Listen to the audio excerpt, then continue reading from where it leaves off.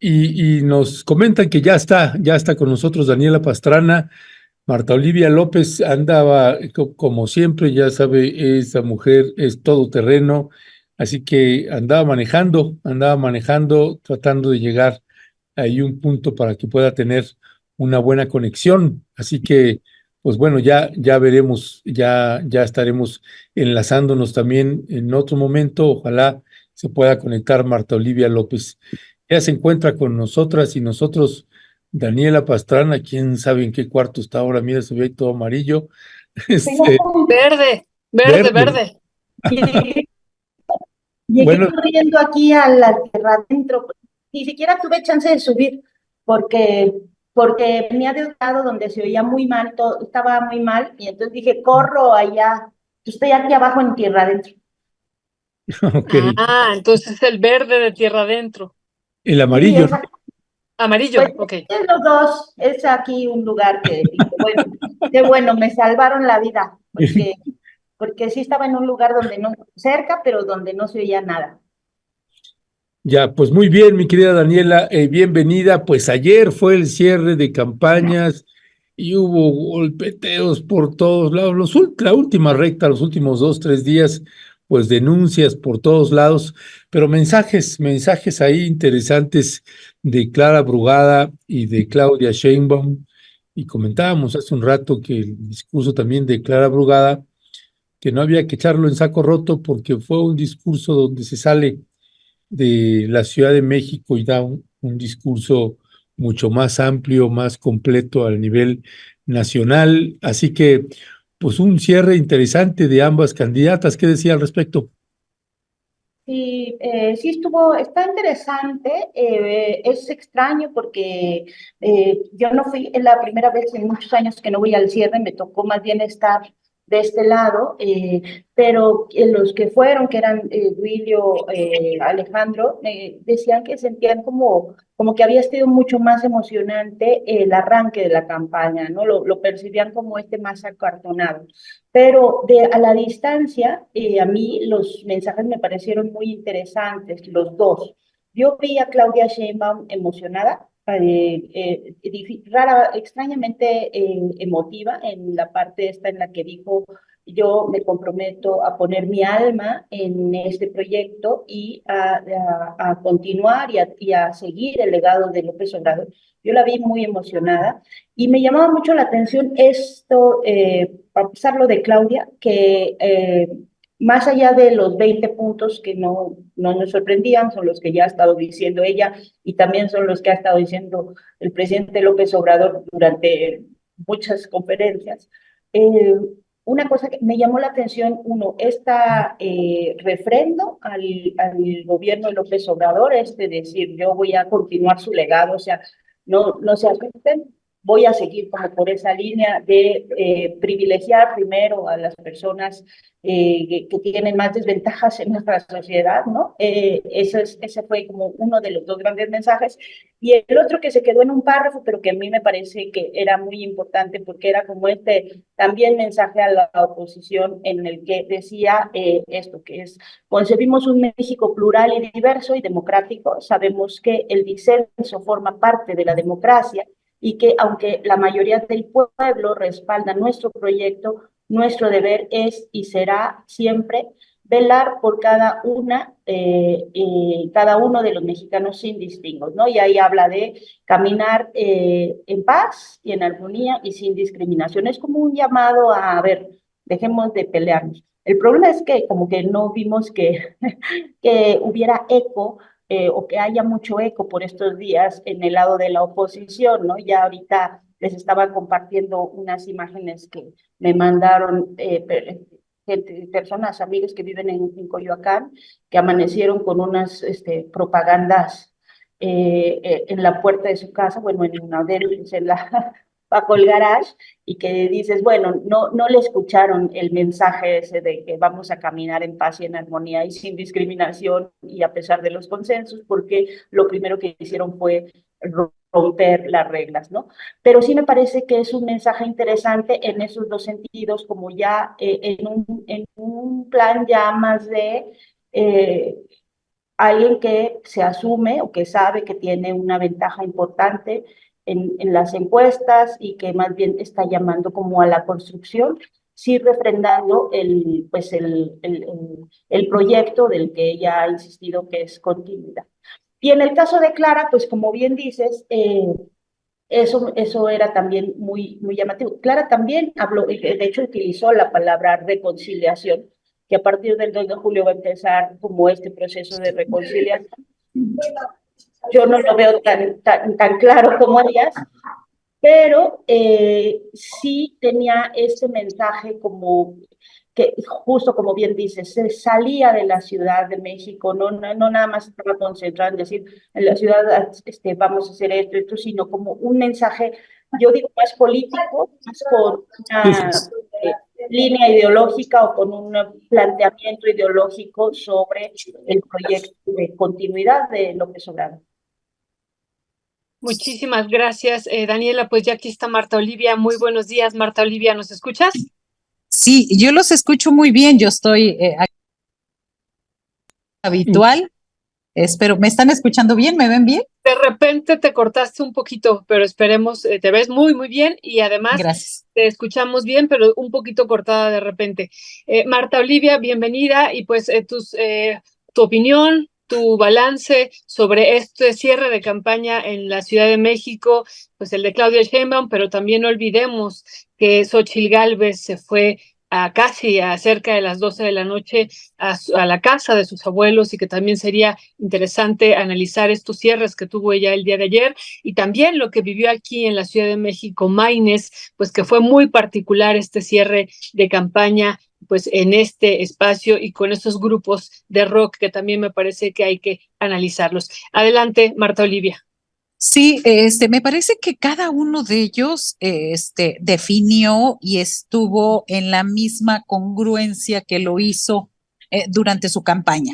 Estoy hablando de lo que comentaban minutos antes acerca, por ejemplo, de Xóchitl Gálvez, que va ahí al Zócalo con una cartulina a decir que ya se va a abrir Palacio Nacional, que ya va a estar esta cuestión y la forma en que fue corrida literalmente por los maestros de la Coordinadora Nacional de Trabajadores de la Educación me parece muy desafortunado. Después se va a Monterrey y en Monterrey, digamos, es el último tramo, es un momento de las propuestas, decir lo más importante y lo que hace la candidata del PRI-PAN-RD es criticar a los de Movimiento Ciudadano.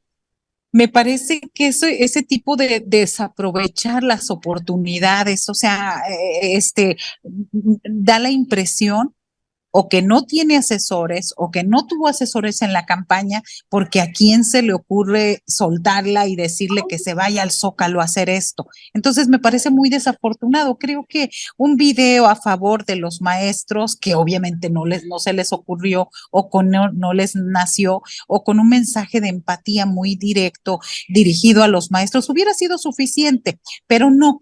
El intento era provocar, era estar ahí, era marcar una cercanía que no fue tal, y luego lo de Monterrey. Entonces me parece en ese sentido que sigue en esa misma forma. Creo que al final dice por ahí una frase: la gente no cambia, cambia los ojos con que los vemos, y hay gente que no cambia, definitivamente ahí está en ese sentido. Me parece que el evento de Claudia Sheinbaum, por ejemplo, en su cierre de campaña, pues es también en las redes sociales, revisaba yo, porque no soy ella obviamente, es cada quien lo ve como lo quiere ver. Es decir, la oposición habla de los lugares donde todavía no empezaba el evento y está vacío, o está la coordinadora ahí muy cerca o abarcando muchísimo, y hablan, me parece que todo este absurdo del último día de presentación de encuestas y de campañas y demás, lo más absurdo es la forma en cómo se miente y se tergiversa. Y bueno, llegamos a ver ayer, por ejemplo, que fue el último día para presentar encuestas, cómo la gente del PRI-PAN-RD hablaba de encuestas donde hablaban empate técnico entre Claudia Sheinbaum y Xóchitl Gálvez, otras donde ponían en segundo lugar a Álvarez Maínez, y bueno, creo que así cierran, y al final yo me quedo con una apreciación de la encuesta de encuestas que el 78% de las personas encuestadas, bueno, perdón, esto fue en Reforma, el 78% ya tiene definido su voto. Es decir, desde la última semana, antes de que empezara la última semana, el domingo, lunes, ya tienen definido. Ahí el asunto es los indecisos y los que todavía no dicen por quién van a votar. A mí me parece como que lo más distintivo de este último día. Ya, gracias, mi querida Marta Olivia. Pues sí, estos cierres de campaña, ¿qué sabor te dejaron el cierre de campaña de Xóchitl Gálvez y de Álvarez Maínez, Daniela? Pues mira, yo creo que, como bien dice Marta Olivia, la gente no cambia y mostraron básicamente lo que cada quien es en los cierres de campaña, ¿no? Lo de Xóchitl Gálvez, como bien, o sea, digamos que corona perfectamente la desastrosa campaña que tuvo, porque hizo esto, ¿no? De empezar en el Estado de México, irse a Monterrey y luego terminar en Tepatepec, ahí en su pueblo al que no había regresado o el que no tiene como mucho trabajo o mucha gente que la conozca su trabajo político ahí donde no ha estado, ¿no? En el primer punto hizo una defensa de la familia. Bueno, y antes del Estado de México empezó, digamos que, más bien tendría que decir, empezó en la Ciudad de México, en el Zócalo, a las 2 de la mañana en una cosa inexplicable para nadie, que lo único que provocó es que le generaran rechiflas, porque como, ¿qué hace ahí? Digamos, como cuando no eres invitado a algo y llegas ahí de último momento, o sea, una cosa rarísima. Después fue al Estado de México a hablar, a defender el tema de la familia y luego se fue a Monterrey con esta imagen que a mí me parece y con este discurso que me parece que de verdad Proceso decía que como que guiña a la ultraderecha, ¿no? En sus mensajes a veces y yo creo que tiene mucha razón en eso, o sea, decía ella, tengo la certeza, ¿no? Dios está con nosotros, tengan fe. Y luego esto de si Dios está conmigo, ¿quién contra mí? ¿No? Viva México, eso lo dijo en Monterrey, y eso lo repitió en la noche con la bandera de México, casi como se sentía, yo creo que como Miguel Hidalgo y Costilla, ¿no? O sea, una cosa muy rara, de verdad, un día muy extraño, en donde al final de cuentas en resumen, no volvimos a ver, o sea, y es lo que faltó siempre en su campaña, propuestas concretas más allá de la descalificación al otro, a la otra parte y a las, pues a estos principios que ha estado defendiendo, que hablábamos la semana pasada de esto que dice vida, verdad y libertad, que se parece tanto al vida, libertad y familia de la reunión esta de ultraderechosos de las que platicábamos hace una semana. Y ahora esto, ¿no? Con su estandarte y diciendo, vamos a ganar, queridas y queridos paisanos, siempre, porque enfrente tenemos a un falso ídolo con pies de barro, ¿no? Atacar, atacar, atacar, y luego de pedirles a la gente, a su gente, que le den la bendición, y con esto de, si Dios está conmigo, ¿quién contra mí? Que a mí, digo, o sea, veo la imagen, veo la frase, veo su tweet y digo que regresamos a los cristeros, ¿no? Es una cosa que me parece realmente alucinante, pero que creo que nos muestra un poco lo caótico de su campaña, estos mensajes y estos que tuvo en su campaña también estas búsquedas de apoyos de gente de la ultraderecha fuera en México y pues con este ánimo también de mucha provocación, tal como fue su campaña, así cerró.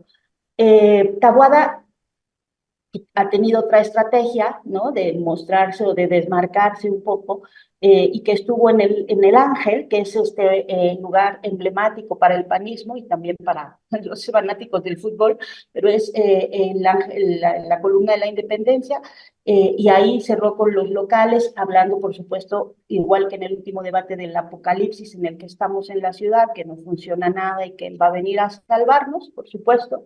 y retando, ¿no? Retando a Clara Brugada directamente y a las autoridades a que respeten el resultado de la elección, ¿no? Con este mismo discurso de, pues vamos a buscar que se anule, o sea, lo que está diciendo el fondo es, nos van a hacer fraude y respeten la elección. Entonces, sí veo matices ahí, tal cual, igual como llevaron la campaña, y terminaron, pues sí, o sea, tal cual, o sea, lo veo como muy en ese sentido y que, insisto, hoy que amanecemos con el PAN rompiendo las reglas de la veda y repartiendo propaganda, pues sí, negra, esta de, no sé si la podemos pasar, pero son estas imágenes que son unos volantes que decían, así te va a ir con Morena en la ciudad y vas a tener un gobierno, un vecino narco y vas a tener no sé qué. Sí, si puedes ponerlas otra vez ahí, Leonardo. Sí, sí las pusimos hace un rato que lo mencionabas. Sí, y entonces dices, bueno, pues es esta guarda, también, tal cual. O sea, ese señor peleonero que nos quiere venir a salvar en la Ciudad de México y que a la primera que puede se vuelve a pasar las reglas, hace las trampas y va a hacer todas las trampas posibles de aquí al 2 y luego va a decir que, que le hicieron fraude o cualquier cosa así y va a buscar que se desconozca, que se deslegitime esta elección, tal como lo ha hecho, pues así ha sido su campaña.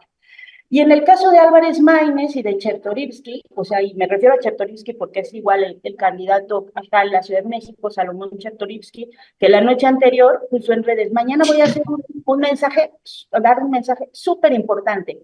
Y entonces todo el mundo empezó a especular con que sí iba a declinar por uno u otro candidato, y lo que hizo fue dar en redes, poner en redes un video con sus 11 propuestas de gobierno para la ciudad. Eso era. Y después, pues sí, el evento en la noche con Jorge Álvarez Maínez en la Ciudad de México, que fue un concierto para chavos y en el que el mensaje político duró 5 minutos y que pues sí, también pinta lo que representa cada uno, ¿no? Entonces me parece que los cierres de campaña fueron muy a tono con lo que cada proyecto está presentando. Ya. Tu micrófono, Violeta. Se congeló.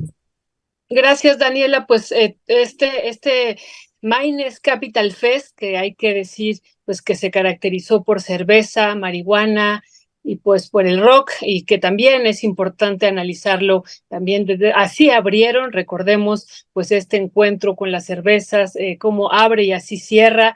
Y no porque estamos en contra de las cervezas, para nada, sino más menos bien con este calor. Exacto, menos con este calor, sino más bien el mensaje, como tú dices, Daniela, y como también lo estaba diciendo Marta Olivia. Pero bueno, quisiera preguntarle sobre este Maines Capital Fest a Marta Olivia y sobre otro tema que me parece a mí bien importante, quizá por esta pues malformación que tengo de economista, pero vimos ayer desde la mañanera cómo el presidente retoma nuevamente estos elementos económicos, ahora ya desde pues los medios, desde un medio corporativo y desde los periodistas, pues que han estado en contra a lo largo de él en este sexenio, pues reconociendo estos logros económicos. Y también vimos en la noche, ya en el cierre con Claudia Sheinbaum, que fue parte de lo que se resaltó. Y estuvimos muy pendientes después cómo iban a reaccionar los mercados, cómo iba a reaccionar el capital, y pues no vimos ninguna devaluación, al contrario, el peso sigue estando fuerte, se movió un poco porque el dólar se fortaleció, pero el peso sigue estando fuerte. No vimos ninguna caída tampoco en la bolsa, hasta ahorita incluso le estaba revisando, no hay ninguna caída en la bolsa de valores. Y pues tampoco hay ninguna fuga de capitales, ¿no? Que eso también son elementos ahorita que nos compartía Daniela y que lo estábamos viendo en pantalla, ¿no? Pues te van a expropiar y te van a quitar tu propiedad privada y bueno, pues la lectura que hay del capital y la lectura que hay de estos mercados financieros incluso, pues es una lectura de tranquilidad y que también eso es muy importante leerlo junto a este proceso político y este cierre. ¿Qué decir sobre esto, Marta Olivia? Sí, respecto a lo primero, acerca de Álvarez Maínez y su cierre, A ver, cuando hablamos de congruencia es que, por ejemplo, él en los debates fue muy reiterativo en decir, yo voy a pugnar para que ninguna mujer por el derecho a decidir sobre su cuerpo sea perseguida y esté en la cárcel. Y me parece que ese fue a las mujeres y me parece algo muy importante porque no lo hicieron ninguna de las dos candidatas. Entonces, por eso es importante a subrayar. Y el otro es que dijo que no haya ningún joven en la cárcel por fumar marihuana. Entonces, en algún momento yo dije, suena bastante bien como frase, como mensaje para los jóvenes en la campaña, pero yo creo que está mal informado Maines porque no, generalmente a los jóvenes se les puede detener por posesión y cuestión así, pero cuando señalan que es para consumo personal o de acuerdo a lo que se tiene la legislación, pues no se tiene detenido, ni está procesado, ni nada de esto. Se procesa a las personas que los encuentran bajo su supuesta propiedad de 20, 30, 50 kilos. Eso es distinto. Eso es distinto. Entonces, me parece que en congruencia a lo que él ha dicho, pues fue ayer que las primeras imágenes del Grupo Reforma, donde estaban los chavos fumando marihuana, me parece que es no nos escandaliza en absoluto, porque está permitida para consumo personal, pero sí es también, me parece, un intento bastante desesperado de Maines de subir un poco en el último tramo ya rumbo a la jornada del 2 de junio. Creo que no había necesidad, digo, con bandas, escuchar música, los chavos se divierten de todos modos, se me hace que fue un exceso. A lo mejor me oigo ya como la tía Marolino, pero me parece que es un exceso, sobre todo como el decir, soy disruptivo, yo sí los escucho, yo sí voy a fumar marihuana con ustedes. Yo preferiría mejor un personaje, un candidato que no acosara a sus trabajadoras, que no las obligara a darse besitos ni a sentarse en las piernas de nadie. Yo preferiría eso. A alguien que se dice bien buena ondita y que quiere fumar marihuana con los chavos, ¿no?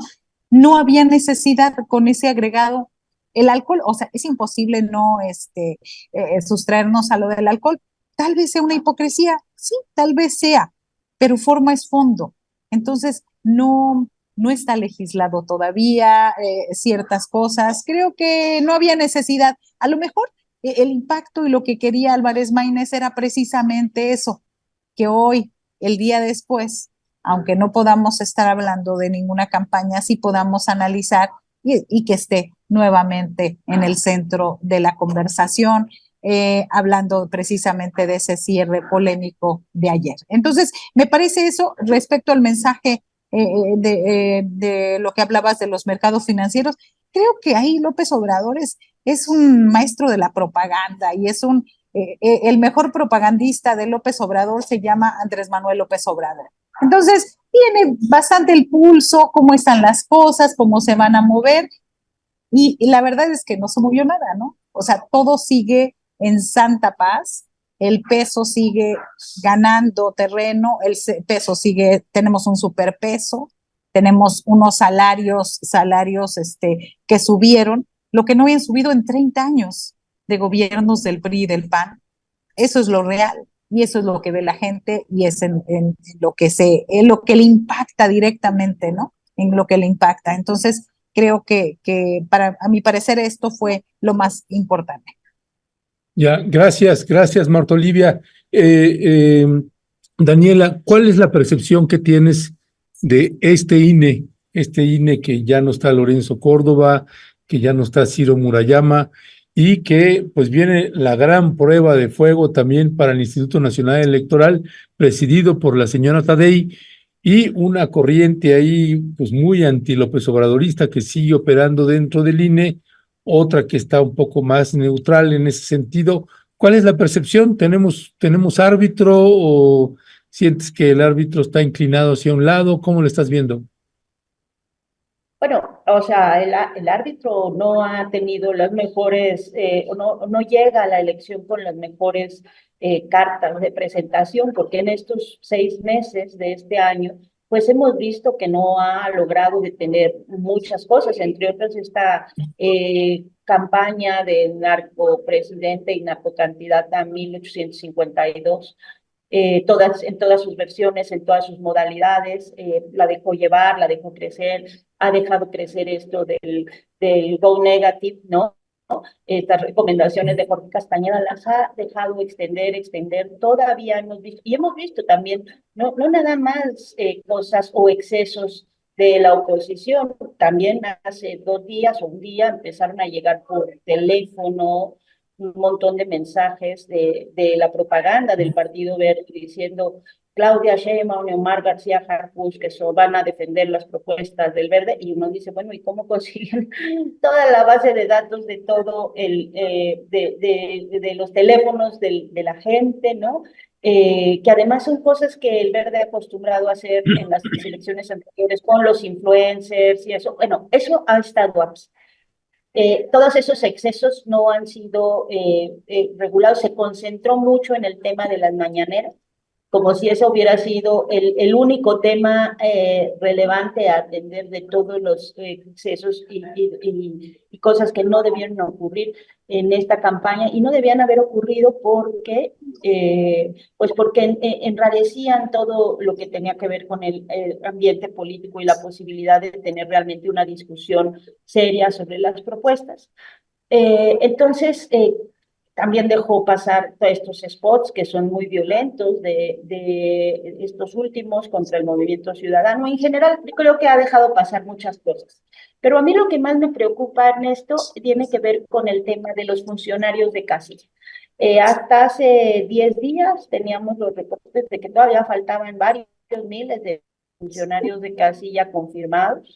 De hecho, ha habido una campaña de Morena de lleguen temprano a su porque ya sabes que no se juntan los funcionarios de casilla, entonces entran los primeros que están formados en la fila, les preguntan si pueden ser funcionarios y ellos entrarían.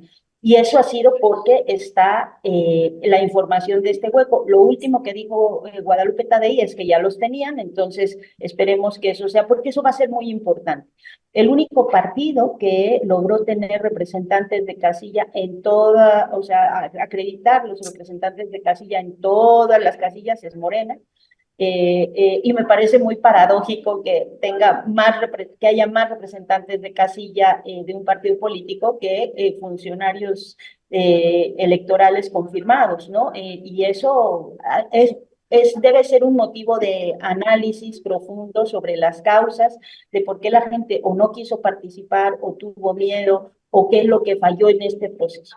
Ahora, esperemos que existen todos y que eso no sea un motivo de conflicto, porque creo que por ahí sí hay un foco rojo importante. Y el otro tema, que no, eso sí no es competencia del INE, pero que me parece que también opone en el último momento tensión a lo que ocurrirá el domingo, pues es el asesinato de ayer del candidato en Coyuca Benítez, sí es Coyuca Benítez, si no me equivoco, en Guerrero. Bueno, sí es muy impactante, ¿no? Porque además es en su cierre de campaña, porque además hay un video que a muchos, obviamente, los que los vemos, pues no podemos evitar recordar el tema de lomas taurinas, de muchas cosas, ¿no? Que creo que es un elemento también, porque se ha intentado o se ha tratado de poner en la agenda el tema de la violencia que existe en el país, ya lo hemos dicho, eso no se puede negar, pero de justo mezclarlo con toda una narrativa en torno a las narcoestados. Entonces creo que esos dos son para mí los focos rojos hacia el domingo. Esperemos que el INE pues responda. Claro, Lorenzo Córdoba está muy feliz, ha estado muy feliz cuando han fallado los micrófonos o el reloj en los debates, porque es muy feliz de decir, ya ven, este INE no sirve, el de nosotros sí servía, y yo espero que no le dé el INE ahorita más motivos de repetir ese mensaje. Muchísimas gracias, Dani. Marta Olivia, pues hay muchos temas y muchos elementos que se han ido agregando estas últimas horas ya, pues en esta veda electoral, pero uno es el tema de Erubiel Ávila, ¿no? Esto que también se ha denunciado de cómo pues Xochitl Gálvez le había pedido ayuda para liberar a su hermana y las respuestas que hay por parte también del Partido Revolucionario Institucional, en particular de Alejandro Moreno, sobre esta declaración que ha hecho Erubiel Ávila. Ese es un tema que también me parece que pudiéramos aquí abordar. Y lo otro, la CENTE, ¿no? Hace rato decíamos que ya es cabeza de algunos medios, pues que la CENTE va a impedir que se instalen las casillas en al menos se dice aquí, en 400 escuelas en el país. Y bueno, veremos otras acciones que están planeando en estos días. ¿Qué decir sobre estos temas? Y ya, pues, Daniel abordaba lo que ha pasado también en Guerrero. Sí, a mí se me hacen muy importantes, pero yo quisiera también, además de destacar esto, lo de Rubiel, en este sentido, pues al final es un priista que se cambió no sé si se cambió ya Morena en el sentido nada más es circunstancial o coyuntural. Lo cierto es que lo que queda siempre en las dudas en estos casos es, ¿por qué no lo dijeron antes? ¿Por qué? Y si callaron este tipo de situaciones, ¿cuántas cosas que nos afectan y que les afectaban directamente a los mexiquenses no sabemos? Eso a mí se me hace bastante grave, muy, muy grave. Y yo quiero, perdón, para que no se nos vaya el tema, porque es algo bien importante acá en el norte del país, lo que hablaba Dani de cómo empieza la veda, se terminan las campañas y empieza la guerra sucia. Empieza la guerra sucia. Nosotros hemos estado denunciando desde el pasado mes de abril, desde Tamaulipas, desde en un 2x3, la forma como están operando los cárteles del crimen organizado. Y cómo, por ejemplo, en Nuevo Laredo es muy claro. Hablamos de primero este secuestro, retención u obligación de 200 personas por parte del cártel del noreste. Gente que estaba trabajando para Morena y que los obligaron, ahora sí que a plata o plomo, ¿no? Es decir, les dieron 3,000 pesos, les ofrecieron. Uy, se nos fue. Se desconectó. Bueno, pues mientras regresa Marta Olivia, precisamente tenemos un video que ella nos hizo favor de enviar y vamos a pasar este video de en un 2x3 y ahorita que se reconecte Marta Olivia, que nos termine de comentar al respecto, vamos a escuchar. Fuimos a la Fiscalía General de la República a denunciar la presencia del crimen organizado en Nuevo Laredo, porque están levantando personas, las levantan, las llevan a pasear, les pegan, las amenazan, les dicen que no operen, que no anden en las calles, que apoyen y que voten por Yalil Abdalá. Este es un tema que quiero hacer énfasis. Cualquiera diría, oye Andrés, pero ¿por qué hablas con tanta ligereza de eso si las personas solamente te dan versiones, no te dan pruebas? Bueno, yo les digo, las personas en Nuevo Laredo están muy asustadas, esas personas, por lo que ha estado pasando, que estalló hace aproximadamente 2 semanas y media, 3 semanas. No van a ir al Ministerio Público de Nuevo Laredo, no van a ir a la Guardia Nacional, ni se van a parar en un cuartel a decir, soy yo, a mí me están persiguiendo, porque tienen miedo. Pero entonces yo les planteo, y se lo dije a mi colega, el representante de Acción Nacional, que bueno, te la cambio, nos callamos y como no tenemos pruebas, no decimos nada. Y entonces llegan a pasar cosas como han estado pasando, lamentablemente, no tantas, pero han estado pasando, como lo acabo de mencionar, y entonces van a decir, oigan, se les dijo, se les avisó que había amenazas, justamente por el miedo que tienen, nos pidieron el apoyo a nosotros, fuimos y logramos mucho que se interesaran todas las autoridades. Hay un operativo ya especial en Nuevo Laredo con un despliegue de la Fiscalía de Delitos Electorales. Hoy se instaló un cuartel móvil por parte del gobierno del estado que incluye intervención del Ejército, Fuerza Marina, Guardia Nacional y Policía Estatal, para garantizarle a la gente su voto libre. Queremos decirle a la gente que estén tranquilos en Nuevo Laredo, no les vamos a permitir a los violentos y a los que creen que puedan andar asustando a las personas que ensucien esta elección donde además Morena, desde luego, lleva la ventaja. Imagínate qué triste es que tengamos que estar recurriendo a la fuerza pública para blindar el voto ciudadano. Y yo le pido a la gente que reflexione, Si así se comportan cuando no tienen el poder, qué bueno que no han regresado al poder y ojalá y no regresen. Imagínense si regresan al poder lo que van a volver a hacer para querer conservarlo. Bueno, todos recordamos cómo el gobierno anterior fuimos a...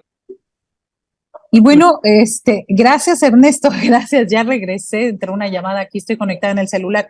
Y justo esa parte, con toda esta mesa regional de seguridad que se instaló ayer, que la fue a encabezar el gobernador Américo Villarreal Anaya, con todo eso, con todo absolutamente eso, esta madrugada amaneció tapizada de nuevo Nuevo Laredo, en calles, en postes y en casas, como ahí tenemos una nota que te mandamos, amaneció otra vez, y ¿saben qué? A mí estos panfletos tapizada de panfletos en contra de los candidatos de Morena, la verdad, honestamente, me causan ternura. ¿Por qué? Porque acusan a la alcaldesa de estar con un cártel. Entonces, en automático, casi nada más les faltó poner el código de barras para decir, pone el código de barras y te lleva directamente hasta el cártel del noreste. Y es bastante extraño, a pesar de todo, es decir, y más allá de estas situaciones, hay 3 situaciones que se han dado en Tamaulipas. Una es esta de Nuevo Laredo, que con todo respeto para el abogado, no tiene 3 semanas, lo estamos denunciando desde el pasado mes de marzo. El sábado pasado se llevaron a 20 personas, incluida hasta a las secretarias de la campaña y a la gente administrativa de ahí de la campaña. Los han estado regresando de a poco, pero siguen muchos retenidos como medida de presión para el próximo domingo. Una disculpa, espérenme, no me cuelguen. Espero que no se haya cortado. Esa es una. El otro es el asesinato del coordinador de campaña de Padilla, Tamaulipas. Este es por el Partido Acción Nacional. Y también la agresión, son 3 hechos. La agresión al equipo de campaña de Movimiento Ciudadano en el municipio de Jiménez. Y les voy a decir de estos 3 casos, ¿cuál es la circunstancia? Las circunstancias son pugnas entre los grupos del crimen organizado y que han involucrado sobre todo a políticos. En el caso de Jiménez, el yerno de este señor agredido o de la campaña, el yerno es parte del crimen organizado ahí. En el caso de, ese es en Jiménez. En el caso de Padilla, el mismo alcalde con licencia que está buscando su reelección es quien controla parte del crimen ahí. Entonces, aquí yo creo que sí, habría que tener mucho cuidado. Es gente que opera para el crimen organizado y que se insertó en los partidos políticos, que es distinto. No es una agresión a un partido, es agresión entre cárteles y personajes. En el caso de Nuevo Laredo, ahí ya es el colmo total, porque es contra los Canturrosas y es el cártel del noreste. Y recordemos que Nuevo Laredo es la aduana terrestre más importante de todo el país y es todo el movimiento económico que representa. ¿Y quiénes están detrás? A ver, no es cosa menor, es Francisco García Cabeza de Vaca, Ismael García Cabeza de Vaca en primera instancia, y después de él, Roberto Gil Suárez, y después de él, Felipe Calderón Hinojosa. Es decir, no estamos hablando de algo aislado, pequeño o restringido a una zona. Es toda una red de complicidades y durante el sexenio de Francisco García Cabeza de Vaca, él se distinguió precisamente por proteger este cártel que es el que está desestabilizando grandes puntos de la entidad tamaulipeca. Entonces, a mí siempre se me hace necesario precisar esta situación. No es en contra de los políticos, sino es políticos que están trabajando con el crimen organizado y que luego se insertan a los partidos. Ya, gracias Marta Olivia.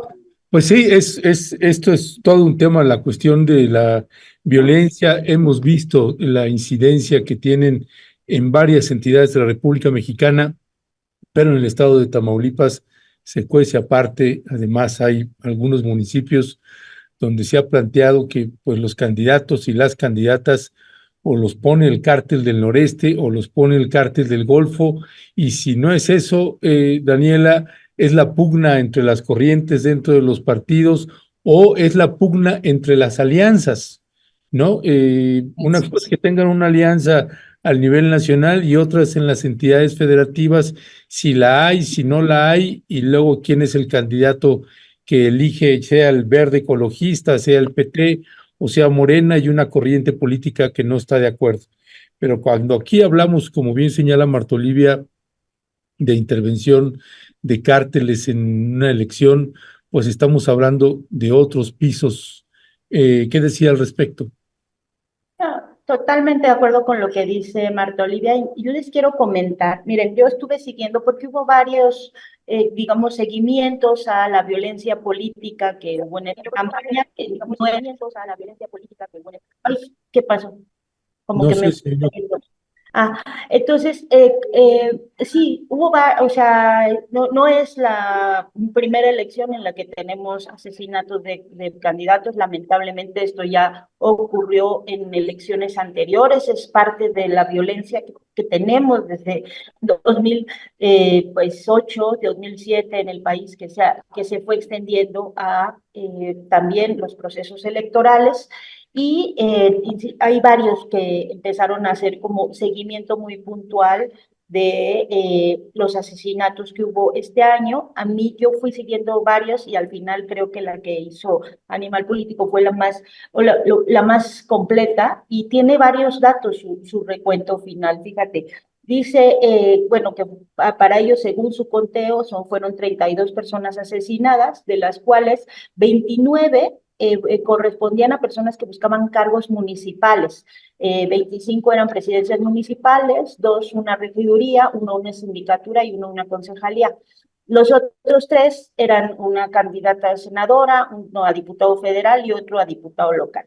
Luego, hubo en 14 de los 32 estados, pues hubo estos asesinatos que fueron Guerrero, en primer lugar, que tuvo 7, Chiapas con 5, Michoacán y Jalisco 3 cada uno, Guanajuato, Veracruz, Estado de México y Morelos 2 cada uno, y en Puebla, Colima, Ciudad de México, Tamaulipas, Oaxaca y Sinaloa, un caso, ¿no? Del recuento que hace. Pero un dato que me llama la atención poderosamente dice que el partido más afectado fue Morena, porque hubo 10 homicidios de candidatos de Morena, ¿no? Seguido por el PRI con 7, el PAN con 5, MC con 3, el Partido Verde con 2, PRD 1 y el PT 1, y uno más sin militancia.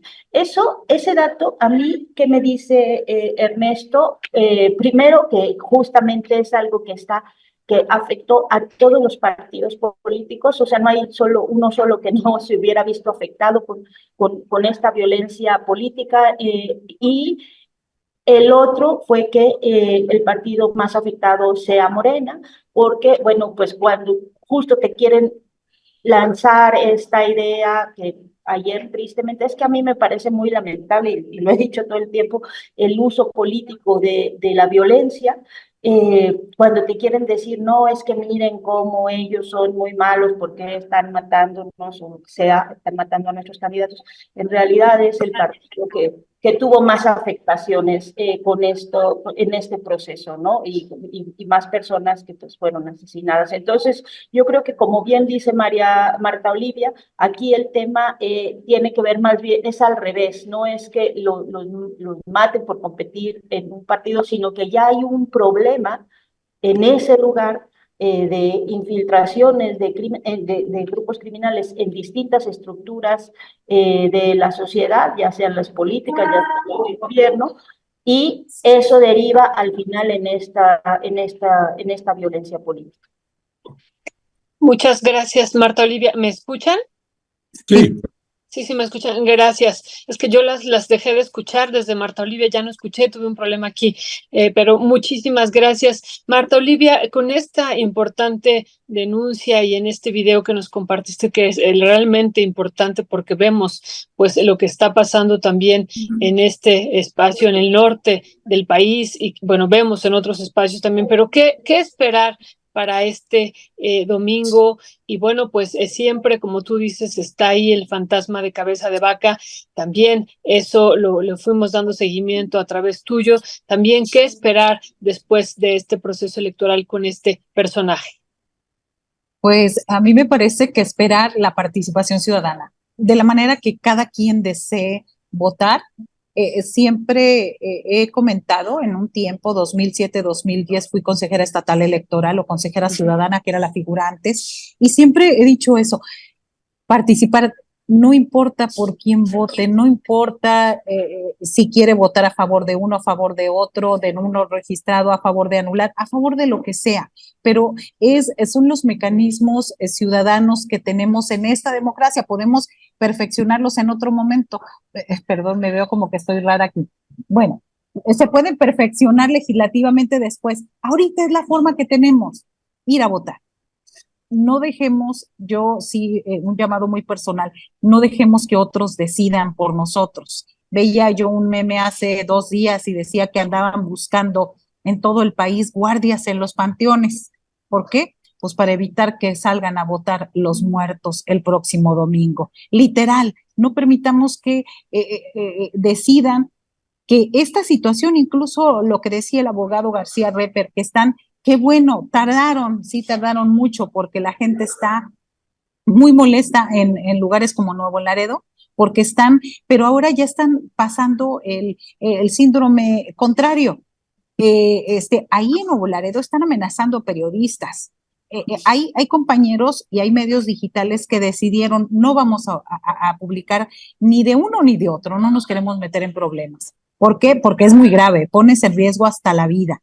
Entonces, en ese momento, ahorita ya, con lo que el tapizado de panfletos que amaneció hoy en Nuevo Laredo, la gente ya empezó a salir en redes sociales y decir: hagan lo que hagan, yo no voy a votar por el PRIAN.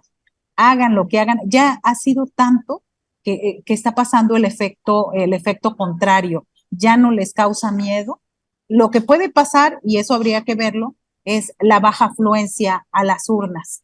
La baja afluencia a las urnas. Y me parece que sí coincido con Dani, de que, y sobre todo con los datos específicos que trae, en el caso de Tamaulipas, Morena ha sido de los más atacados.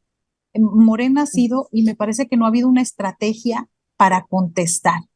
Estamos hablando, por ejemplo, en esta elección federal y municipal allá en la frontera, que empezó desde la federal desde el 1 de marzo. Empezaron a darse ya las retenciones y secuestros en abril. El sábado pasado se llevaron a 20 personas. Las han estado devolviendo de a poco y apenas dicen: esta situación tiene 3 semanas. Entonces, bueno, tarde ya accionaron, tarde ya están hablando, ya se pusieron algo las pilas, y ahora lo único que hay que hacer que el miedo no nos gane y que el miedo nos haga movernos e ir a votar, ir a decir lo que está pasando, y que somos más los que queremos participar de la manera que quieran, por la candidata, el candidato, el partido, no partido, lo que quieran. Creo que eso es lo que yo esperaría, que aumente la votación, o que al menos gane la participación. Es difícil con un INE que no ha promovido como se debe el voto. Es difícil con estas posiciones desde el Tribunal Electoral del Poder Judicial de la Federación. Es difícil en muchos sentidos. Es la forma que tenemos de participar cívicamente cada 6 años para elecciones federales, cada 3 años para diputaciones y alcaldías. Pues hay que utilizarlo. Ese sería mi llamado. Bueno, pues mi querida Marta Olivia, muchísimas gracias. Daniela Pastrana, una reflexión final de este escenario. Pues ahora sí que estamos a nada ya de la elección. Pues se renueva todo el Congreso mexicano, Cámara de Diputados, Cámara de Senadores, 8 gobernaturas, la Ciudad de México, la Presidencia de la República, y ya ni sé cuántas diputaciones locales, alcaldías, presidencias municipales. ¿Qué mensaje estarías enviando también a la ciudadanía como una reflexión final? Yo, Ernesto, yo también me sumo a este llamado que hace Marta Olivia. Respeto mucho a la gente que opta por no votar, porque tiene muchos buenos motivos, pero yo sí creo que es necesario que no dejemos, o sea, hace poco leí una reflexión que decía: no, si no podemos elegir como la cancha del juego, la estoy parafraseando, pero era un poco así, por lo menos podemos elegir al adversario, ¿no? Con quién queremos dar las batallas que tenemos que seguir dando en la sociedad, y eso pues justo nos permite ir a votar y no dejar que otros, porque al final es el sistema por el cual se va a elegir a las autoridades, a todas las autoridades, a la presidencia, a las gubernaturas, a las alcaldías, a las legislaturas. Entonces, esa es la cancha del juego, no la elegimos quizá nosotros, pero pues es la que está, y entonces podemos elegir dejar el juego ahí en manos de otros totalmente, o ir y nosotros también defender el derecho que tenemos a participar en la selección de nuestras autoridades. Entonces, porque creo que es un derecho ganado, es un derecho ganado para las mujeres después de muchos años, porque durante muchos años las mujeres no pudimos votar. Entonces hay que ir y hay que ejercerlo, creo yo, en el sentido que uno quiera. Hay una opción para los que de plano no tienen, no quieren elegir ninguna de las opciones que tienen, que también es válida, que es esta iniciativa que hicieron las familias de desaparecidos, de si vas a anular tu voto, vota por este desaparecido. No están llamando a que se anulen ni a que no voten por alguien, sino a las personas que no tienen un candidato o una candidata por quien votar, pues que ayuden a visibilizar el tema de los desaparecidos. A mí me parece una buena opción en ese caso. Yo sí tengo opciones definidas, por suerte, porque o sea, sí hay personas en donde yo vivo, que hacen que yo piense que sí tiene sentido elegir por una opción, pero también entiendo que hay lugares donde pues, se las pusieron muy difíciles los partidos, ¿no?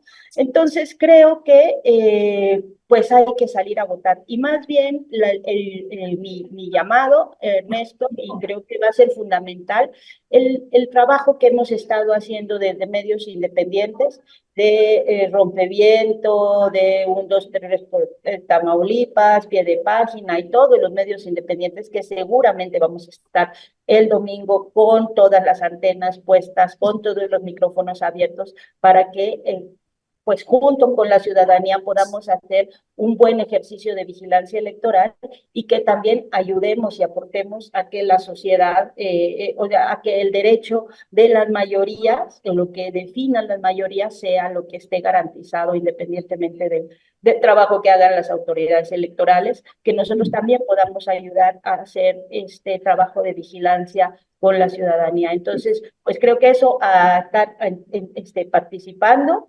a estar enterados, a ver si hay cosas que se denuncian como estas que nos llegaron. O sea, yo esto lo supe de lo que hoy amaneció en algunos lugares de la alcaldía Coyoacán, estas propagandas, lo supe porque pues los vecinos nos avisan, ¿no? Entonces, pues que sigamos haciéndolo, que sigamos reportando cualquier cosa que ocurra, y que estemos todos atentos a vigilar el proceso, que el proceso sea exactamente en función de lo que las mayorías decidamos. Gracias, Daniela. Pues Marta Olivia, estamos ya a punto de cerrar la mesa, una reflexión final, pero una situación que te quería preguntar en particular, pues son 20,000, más de 20,000 cargos. Hemos estado muy atentos a lo que pasa es con la presidencia, con la Ciudad de México, con algunas de las gubernaturas, pero el Congreso de la Unión también será un espacio muy importante, porque desde ahí se podrá gobernar o no se podrá gobernar. Desde ahí, si no se alcanza esta mayoría, pues primero simple, pero también calificada ya con la alianza de los otros partidos, prácticamente no se podrá hacer ninguna reforma. Y bueno, hemos visto también ya las encuestas en esta recta final, pues que no estaría alcanzando Morena y sus aliados en las encuestas. Ya veremos esta mayoría calificada, sí la simple, pero no la calificada. Digo, eso es algunas de las encuestas de las casas encuestadoras. Esperemos al día domingo a ver cuál es el resultado, pero qué decir también sobre este espacio que se vuelve muy, muy importante y estratégico. Sí, me parece que ahí es el papel que va a jugar fundamentalmente Movimiento Ciudadano, para inclinar, para apoyar, para revisar y pues para hablar de qué lado está.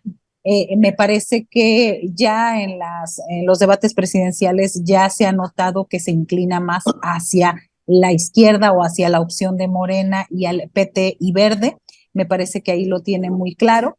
Y bueno, hay mucha gente, he estado leyendo sobre todo en X, como algunos dicen que puede haber voto cruzado, que no necesariamente tiene que ser toda la opción de Morena, y demás. Ha habido todo un debate que hemos estado revisando. Creo que es eso, y creo que pues va a estar interesante, porque imagínense ya de senadores y diputados federales a Alito Moreno, a Ricardo Anaya, a Marco Cortés, Chucho, Marco Cortés, por supuesto, Manlio Fabio Beltrón. Malio Fabio, o sea, va a estar ahí. Ya nada más imaginemos en ese sentido lo que vayan a hacer. No sabemos quién va a ser la próxima botarga, pero bueno, seguramente alguien va a estar ahí. Lili Telles también va a estar ahí, exorcizando y haciendo cada cosa absurda ahí en el Senado de la República. Entonces, va a estar interesante, pero sobre todo va a poner en perspectiva qué tanto se concilia, qué tanto se habla, qué tanto se negocia, y sigo pensando que Movimiento Ciudadano tiene mucho que decir al respecto. Pues gracias, mi querida. ¿Puedo agregar una cosita, Sí, Ernesto, nada más? Porque sí, el debate que además no lo platicamos, pero me parece muy importante en torno a los contrapesos. Yo quiero retomar una cosa que le escuché a Tere Rodríguez de la Vega, que me parece que es muy clara en ese sentido. Cuando hablamos de contrapesos, por lo menos desde donde yo lo veo y desde donde yo estoy ubicada, nunca pueden ser hacia la derecha. O sea, decir que la opción es que tenga un contrapeso este gobierno y luego entonces por eso ir a votar por la opción de más a la derecha de lo que ya podemos de pronto cuestionar algunas cosas de este gobierno, pues para mí creo que eso no puede ser la idea de un contrapeso. El contrapeso siempre tendría que ser jalar un poquito más al gobierno y al Estado mexicano hacia la izquierda. Y ya, creo que eso es importante. Gracias. Apoyo la moción. Oye, Leonardo, por ahí en una de las imágenes, creo de ayer, precisamente teníamos esta imagen de Lili Telles y Manlio Fabio Beltrones, Lili y Beltrones. Y sí, creo que esta parte que señalas, Marta Olivia, pues es un tema que no podemos dejar ahí, pues va a haber una corriente ahí, no sé qué tan nutrida va a ser, pero sí, con un peso ahí, con un colmillo pues bastante retorcido, particularmente de Manlio Fabio Beltrones. Y qué imagen esta, Manlio Fabio Beltrones y Lili Telles, imagínense nada más. Pues bueno, esos son los legisladores a los que estaremos manteniendo, pagándoles 6 años con unas pruebas. Ya ni me acuerdo, Violeta, de esta investigación que habías hecho sobre cuánto en términos reales ingresaban los senadores y las senadoras. Creo que no sé si eran 13,000 pesos diarios o Sí, creo que sí, más o menos por ahí, no me acuerdo yo también, exacto, ahorita. Creo que los diputados y las diputadas, la investigación que habías hecho eran ya con prestaciones y demás, era en pues 9,000, y las senadoras y los senadores, pues 13,000 y tantos, 14,000 pesos diarios son los que estarán ingresando, más los cotos de poder que les da tener esos cargos. Ay, nanita, como dicen ahí en Palacio Nacional, pues estaremos pendientes. Daniela, Marta Olivia, les mandamos un fuerte y fraterno abrazo y ahí seguimos al habla. Fuerte abrazo, queridas. Un abrazo. Y bueno, pues nos vemos pues en la ya con los resultados. Ajá, y pues por primera vez en la historia, pues tendremos una mujer presidenta en este país, y pues ya estaremos discutiendo también sobre eso. Y bueno, si gana Claudia Sheinbaum, no cualquiera presidenta, así es que será todo un tema para discutir hacia los próximos meses y años. Un abrazo, queridas Marta Olivia y Dani, que tengan un lindo día. Gracias. Pues nos encontramos el domingo, el domingo. Cuídense mucho. Claro que sí, gracias. Hasta la próxima. Hasta luego. Hasta la próxima.